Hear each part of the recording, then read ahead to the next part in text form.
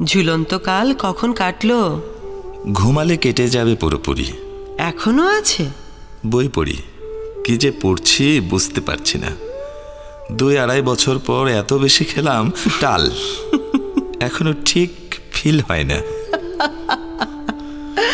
ঠিক আছে, মাঝে মধ্যে শূন্যে যেতে হয়। মনের পাখি খাঁচায় ফিরলো না তো। খাঁচার খুঁটিনাটি যত্ন আত্তি করতে হয়, মানে শরীরের সিগন্যাল বুঝতে হয়। আচ্ছা, আখড়ায় বসতে চাইলেন কেন? আখড়া না রে ভাই, নির্জনে পড়তে চেয়েছিলাম। লাড়রের ওখানে যেতে মন চায়, তো অষ্টমী নাই। একা একাই যেতে হবে মনে হয়, ভার নিতে পারে না কেউ। কি?